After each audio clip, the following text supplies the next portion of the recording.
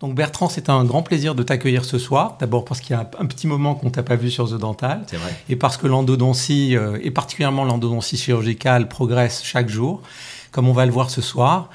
Voilà, je te laisse la parole et puis encore bienvenue sur The Dental, qui est un peu ta maison. Eh ben, écoute, je te remercie beaucoup, Jean-Paul. Et puis, je remercie aussi tous les internautes qui sont connectés avec nous ce soir. Je trouve ça courageux, après la journée de cabinet, hein, la mienne, la vôtre, qu'on puisse passer un petit moment ensemble comme ça. Et l'idée est de le faire de la manière la plus conviviale possible. Donc le format de The Dental, vous le connaissez. Donc vous pouvez, je crois, poser facilement des questions. On va garder un œil sur toutes ces questions pour pouvoir y répondre.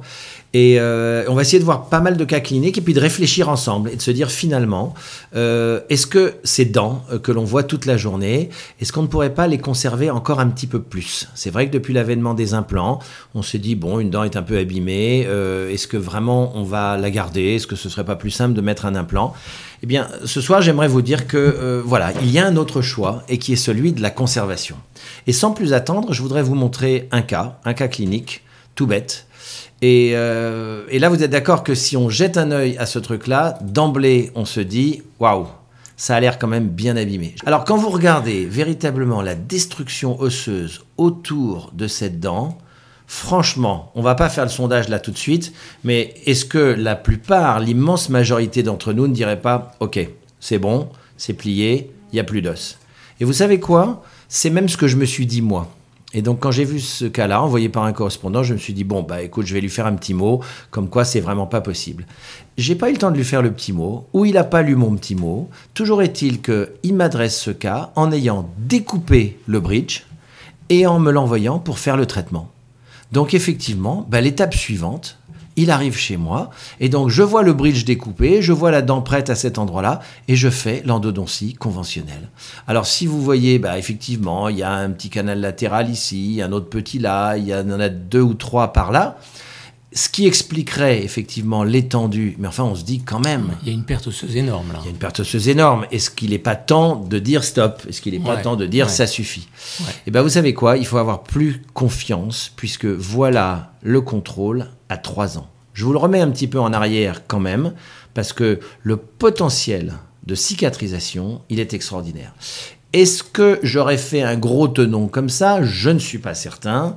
Toujours est-il que ça fait 3 ans que le bridge est en place avec cette dent que, allez, on va dire, nous aurions probablement tous condamné. Absolument. Donc l'idée, c'est ça, c'est de voir ensemble quelques cas comme ça et de se dire, bon, est-ce que quelque part on ne peut pas les conserver plus qu'on ne le fait? Alors méfiance aussi, regardez. Emporté par l'enthousiasme de l'endodontiste, vous vous dites, bon, il y a une couronne, je sais l'enlever, il y a un tenon, je sais l'enlever, mais il y a un instrument fracturé ici et un autre instrument fracturé là. Alors pour les endodontistes, c'est un défi, donc on se dit, pas de problème, je vais enlever tout ça, et on arrive à faire un retraitement très satisfaisant. On a enlevé le tenon, on a enlevé la couronne, on a enlevé les 2 instruments fracturés, vous voyez, sans abîmer la racine. On est super content, on se dit qu'on a fait le choix de la conservation, mais voilà ce qui va se passer.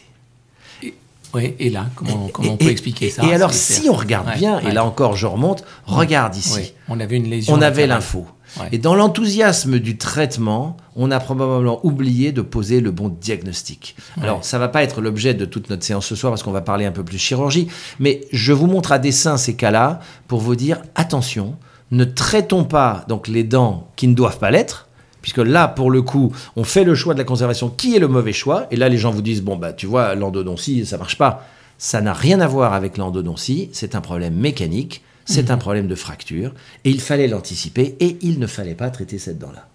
Donc tu vois, c'est 2 cas complètement à l'inverse. La première, personne l'aurait traitée, et on l'a traitée, elle a marché. L'autre, celle-ci, ben, on avait envie de la retraiter, puis ça n'a pas marché. Alors, on se dit aussi la taille des lésions. Ouf, regardez la taille de cette lésion-là. En fait, regardez, c'est une canine, hein, pour information. Je vais prendre mon petit pointeur. Et cette canine, en fait, elle a 2 racines. 2 racines. Non pas 2 canaux, hein, mais 2 racines à proprement parler. Et regarde, le traitement endo, il a été bien fait. Absolument. Mais ils ont raté la moitié de la dent. C'est ça. Et comme par hasard, la lésion, elle est complètement centrée là-dessus. Et bien ça, sans chirurgie, juste pour montrer l'extraordinaire potentiel de réparation de l'endodontie en général, qu'elle soit chirurgicale ou, si tu veux, conservatrice, voilà le traitement réalisé. voilà la guérison à 3 ans. Potentiel réparateur faramineux, parce que quand on voit la taille de la lésion au départ, Voilà. c'est quasiment... Et beaucoup de gens ouais. sont découragés par une taille de lésion. Et donc là encore, la taille de la lésion n'y est pour rien. Ne soyons pas découragés. Ne nous disons pas « je ne vais pas conserver cette dent, regarde la taille de la lésion ». Le potentiel est là.